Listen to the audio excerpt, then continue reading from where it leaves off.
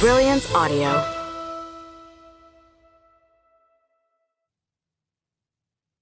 A Castle in Brooklyn by Shirley Russak Wachtel. Performed by P.J. Ochlan. For Arthur. Prologue. Blueprint. There it was, looking just like a gingerbread house from a fairy tale. Constructed of sturdy wooden beams, studs, crossbeams, and braces, the home was designed to withstand even the most turbulent of winters.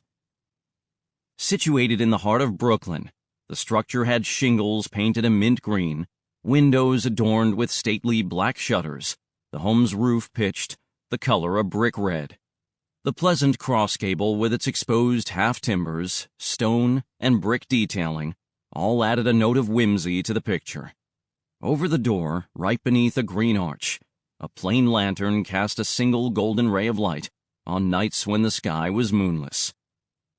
Once the sun was up, guests, of which there were always plenty, marveled at the soap-scrubbed concrete steps that led to the front of the home, the small white metal mailbox adjacent to the door, but especially the front lawn. Like court attendants before the Queen, stood a tiny myrtle tree, shrubs of purple and green, a spray of yellow forsythia, and patches of sprightly pink azaleas, blue geraniums, and lavender. The tallest tree, an oak, could be seen craning its hoary head way beyond the roof, hinting of backyard pleasures. Those lucky enough to set foot inside were greeted with light-filled rooms, made only more so by the buttery yellow color of the walls, each stroke painted by Jacob himself. There was hardly a wall without a black-and-white photograph in a gilded frame, an elderly uncle sitting in an armchair, or a wide-eyed child throwing a ball, all greeting the visitor with an air that said, "Welcome. You are welcome here." No fussy oils of flowers in elegant vases, or dancing ballerinas, and certainly not a preposterous family crest. No, Jacob's home was, beyond all things, a family home, where love and acceptance echoed from the braided green and yellow rug in the living room to the stout chimney overhead.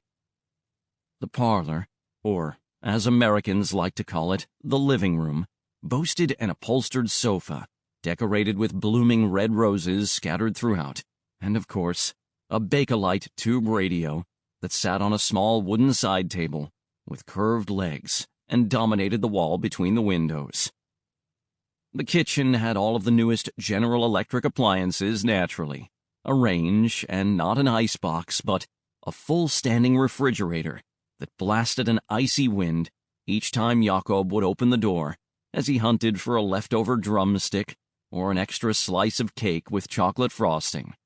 Sometimes, as his wife stood on the shiny linoleum with its yellow and white checkerboard pattern, he would surprise her.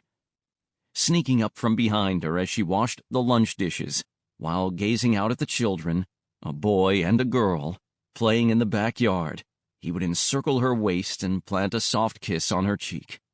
Her gingham cotton apron felt cool to the touch as she turned her head ever so slightly to meet his lips in a kiss. All in all, it was a sweet little home that was always, it seemed, filled with laughter and warmth and light. Not a big, ostentatious home with ornate crystal bowls and fancy engravings, and in fact, not really very big at all. But for Jacob, it was everything, a castle. He sighed then, perhaps a bit too loudly, hoping no one would hear. Such a beautiful home, with its gabled roof and buttery yellow walls. Jacob wished with all his heart that someday he could build it. Part 1. Dirt. 1. Jacob, 1944. Jacob waited, swallowed hard, and listened to the silence. Sample complete. Ready to continue?